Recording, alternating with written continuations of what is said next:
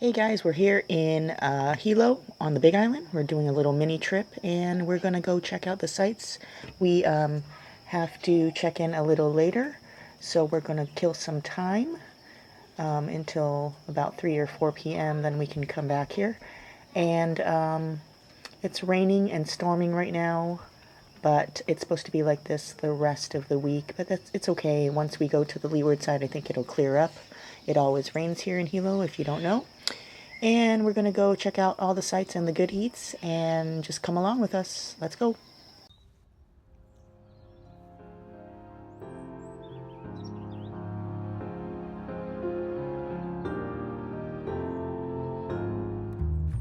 Our first stop is the Teshima Restaurant located in South Kona. It is my favorite restaurant on the island, both for its homemade food and old school charm. In 1899, Mary Teshima's parents came to Hawaii from Japan to open a store and a tofu shop in Kona. She took over the store in 1928, and in 1957, the store evolved into a restaurant that specialized in Japanese and local cuisine, and it is still going strong today in its original location. I came here in 2012 and was greeted by Miss Teshima, who visited each diner's table to say hello. She was 105 years old at the time and was still going strong. The next year she passed at the age of 106.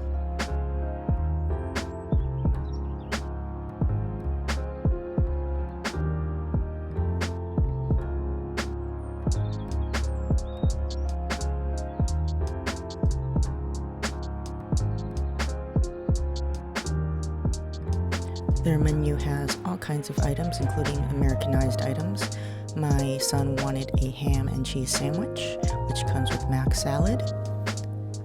And I got the #1 teishoku, which includes miso soup, fresh ahi sashimi, sukiyaki, sukimono, sunamono, and rice.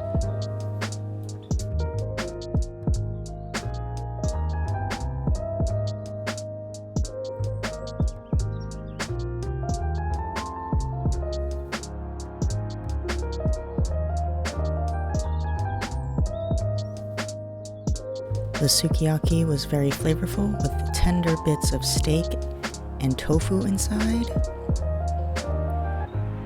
And the sashimi was very fresh and comes with your shoyu and wasabi, goes great with the rice. I'm not a fan of sukiyaki, but this really hit the spot and it was so delicious. Make sure to ask for the tea because it's really delicious Japanese green tea.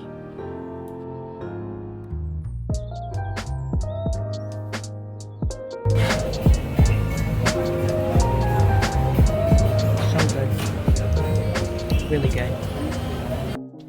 Coming back, we hit the Honaunau Poke Shop, where they specialize in fresh poke dishes, including some awesome plate lunches.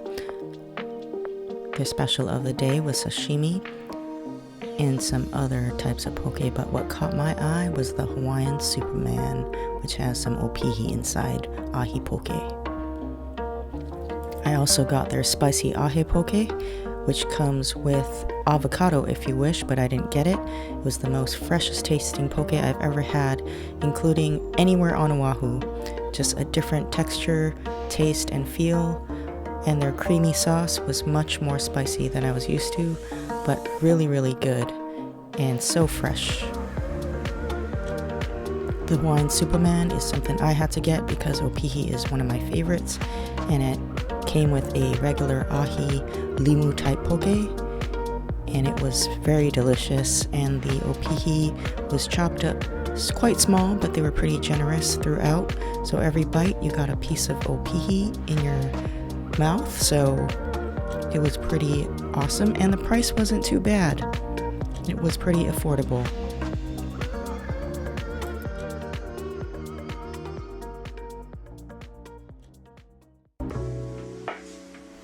After killing some time eating some awesome ono grinds, we headed back to rainy Hilo, and actually our Airbnb was in the smaller town of Kealakekua, which is south of Hilo, and this is the entrance to our Airbnb cabin. I like the charming little touches that they put. And the little archway into our little cabin heads into a nice porch area with a nice lounge chair, a table for two to eat, and also a nice swing chair.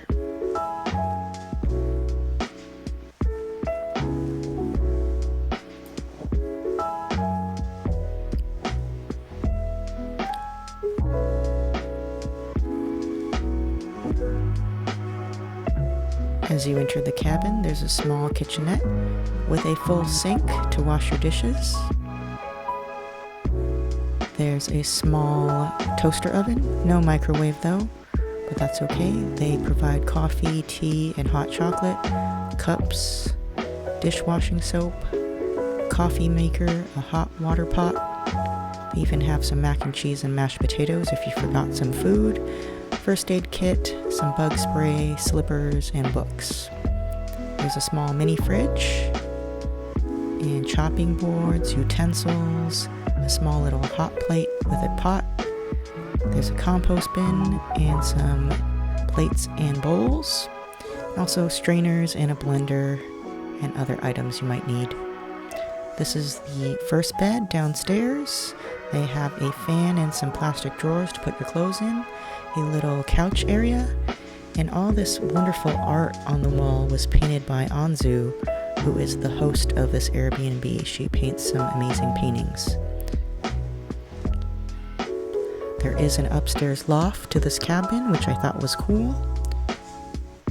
And it goes upstairs to a second bed.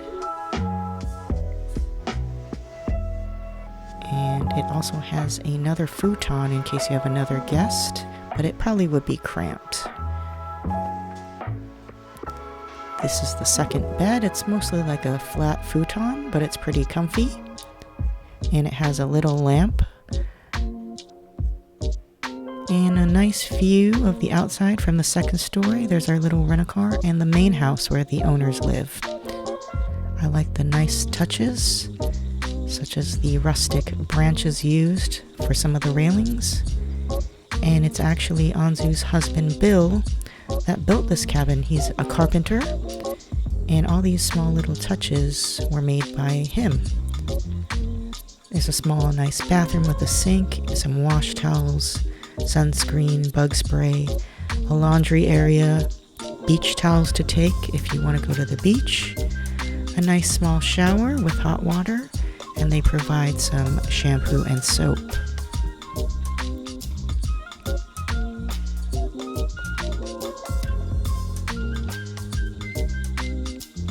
And this is the little toilet area, and it's got curtains for privacy if you need.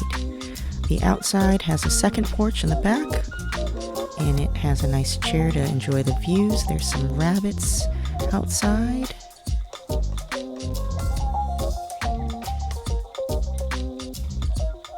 And nature is outside in the dark, and they have some beautiful Madagascar geckos. We're too lazy to go out to eat. With a long day, we just made some ramen on the stove they provided and just had a very simple dinner.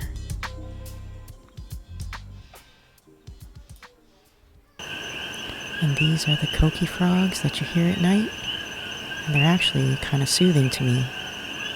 We'll be heading to bed. Have a good night, and look out for part 2 of our Big Island trip. Thanks for watching.